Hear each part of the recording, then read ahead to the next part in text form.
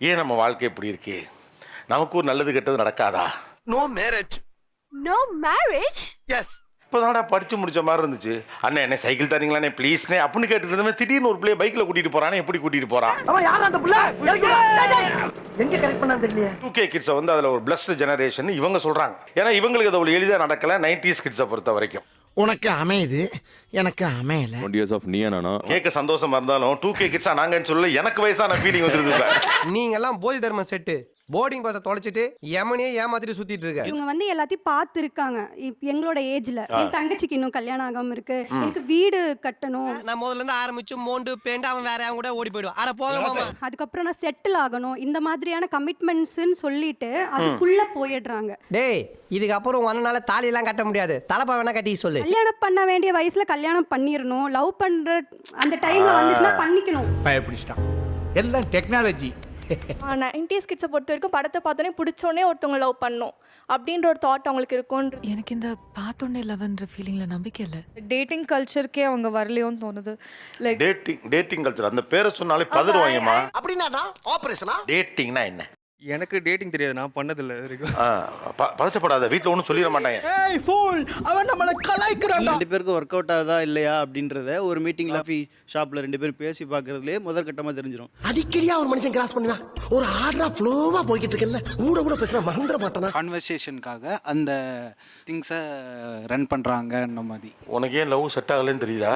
ஏய் ராஜ், இன்னொரு தாட்டி அசிங்கப்பட்ட ஹேட்ரிக் ராஜ்.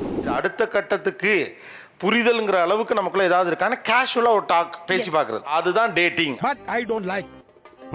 யாரெல்லாம் இங்க டேட் பண்ணிருக்கா? பொண்ணு பார்க்கும்போது பையனை கூப்பிட்டு உட்கார வச்சு பேசியிருக்காங்க. அது டேட்டிங் இல்ல. வீட்ல பார்த்து சொல்லிட்டாங்க. சோ அந்த பையன் நல்லா செட் ஆவானா மாட்டானான்ட்டு. ஏம்மா அது வேறம்மா. இன்னும் பச்சை புள்ளையா இருக்கேடா. பச்சை புள்ளையா? அவங்க சொன்னது அவங்க அது சொல்ல. போட்டோ காமிச்சு எனக்கு என்னன்னா இதுவே இவங்களுக்கு புரியலன்னா இவங்க எப்படி நம்ம கரை சேர்க்கறது? உனக்கெல்லாம் 10,000 ரூபா இல்ல, நிறைய செலவாகும். காட்டுடு. அவங்க ஆக்சுவலி ஜெர்மன். சோ அவர் ஜெர்மன் வேறயா? ஆமா ஆமா, அவர் ஜெர்மன் தான். எங்கேயோ போயிட்டாங்களா இவங்க? ஆனா நீ மட்டும் அதே இடத்துல அப்படியே இருக்க.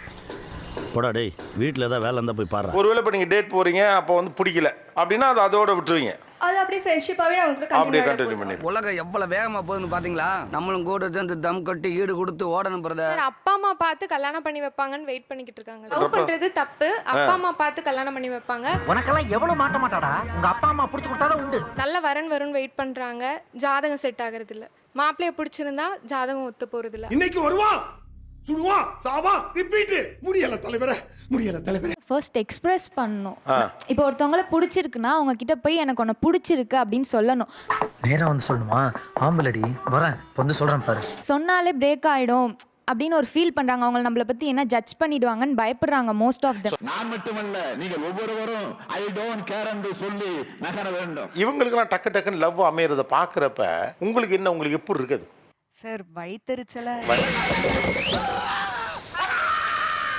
கண்ணாடி பார்த்தா அவங்களே காரி துப்பிட்டு தோத்துக்கிட்டே இருக்கியடா அப்படின்னு சொல்லுவாங்க. அந்த மாதிரி சொல்லணும்னு தோணுது சார். தோத்துக்கிட்டே இருக்கியடா. நான் வந்து ஓப்பனா நான் தான் அப்ரோச் பண்ணியிருக்கேன். ஆனா 90s பசங்க பயந்தாங்குளிங்களா இருக்காங்க சார். இந்த மாதிரி சான்ஸ் மட்டும் எனக்கு கிடைச்சிருந்தா கூப்பை புக் பண்ணி குடும்பமே நடத்தி கும்பகோணத்துல குழந்தை குட்டியோட இறங்கிருப்பாங்க. நம்மளே இறங்கிருவோன்ட்டு இறங்கி ப்ரப்போஸும் பண்ணியாச்சு. ஆனா அவங்க இல்ல அப்பா அம்மா எல்லாம் ஒத்துக்க மாட்டாங்க.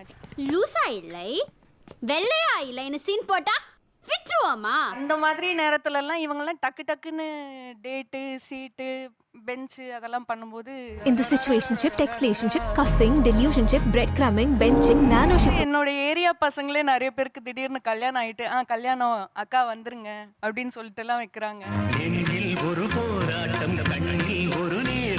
ஒரு காதலோ 6 இயர்ஸா ஒரு ரிலேஷன்ஷிப்ல இருக்கான் சார். உனக்கு செட் ஆகல, எனக்கு செட் ஆயிடுச்சு, நான் சந்தோஷமா இருக்கேன். உனக்கு ஓகே ஆயிருச்சு, எனக்கு ஓட்டை ஆயிருச்சு. எங்க அப்பா வேற மருமக வெயிட் பண்றாமா அப்படிலாம் சொல்லுவாரா நமக்கு. ஐயோ கடவுளே, என்ன பண்றது? என் வாழ்க்கையில இன்னும் நான் எல்லா குடும்பங்களை பார்க்கணும்னு இருக்கும், எனக்கே தெரியல. 2 லவ் 2 பிரேக்கப். அதாவது நமக்கு லவ்வே அமையல, இவங்களுக்கு லவ் முடிஞ்சு பிரேக்கப் ஆகி. யாரா நீங்களா? என்னடா பண்ணிட்டு இருக்கீங்க? மறைஞ்சு மறைஞ்சு பண்றதுலயே ஒரு சுவாரஸ்யம் இருக்குன்னு சொல்லுவாங்கல்ல. இப்ப எனக்கு அது கிடைக்காது. இப்ப எனக்கு மறைக்கணும்னே அவசியம் கிடையாது. இனி வயசுக்கு வந்தா என்ன, வரல என்ன என்ன, எல்லாமே போச்சு. 2K கிட்ஸை பார்க்கும்போது உடனே லவ் செட் ஆகும்போது ஏன்டா அந்த 90s கிட்டா பிறந்தோம் அப்படிங்கிற மாதிரி இயர் மாறியாவது பிறந்திருக்கலாமோ அப்படிங்கிற ஒரு ஃபீல் வருது. 80 சார் 80ல உங்க செட்டில் சேர்க்காதீங்க சார். என்ன குள்ள சொல்ல பாக்குறாங்க நடக்காதா நான் இங்க இல்ல. எப்ப பிறந்திருந்தா கொஞ்சம் பெட்டரா இருந்திருக்கும். ஒரு 2005 2006 தம்பி அது மறுபிறவி தம்பி கிட்டத்தட்ட. இந்த அவமானம் உனக்கு தேவையா? நம்மளோட சேர்ந்து விளையாடிட்டு இருப்பாங்க, அரை டிராயர் போட்டு அங்கேயும் ஓடிட்டு இருப்பாங்க, பத்திரிக்கை எடுத்துட்டு வருவாங்க. கல்யாணம் முடிஞ்சு போச்சு. கல்யாணம் முடிஞ்சு போச்சா? சட்டை எங்க எடுத்தீங்க? ஒருவேளை நமக்கு ஒரு ரிசப்ஷன் வந்தா அன்னைக்கு போட்டுக்கலாம். ஸோ அதுக்காக தான் சார் இங்கேயும் போட்டு வந்தேன். அதை விட வரேன்னா ஒன்று எனக்கு அதுக்காக தான் காத்து நிக்கிறேன். கீழே மேலேயும் கூட அதே மாதிரி தான் போட்டிருக்கீங்க. சரி இதை பார்த்தா இன்னும் ஃபோர்ஸாக ஏதாவது இல்ல புரியல. சார் மேட்ரிமோனியில் ஏதாவது இதுனா கூட இது யூஸ் பண்ணிக்கலாம், அதுக்காக தான் சார். ஏடா தம்பி இப்படி படுத்தே விட்டானே என் லெவலுக்கு போயிட்டீங்க. அடச்சி படுத்தே விட்டான் ஐயா.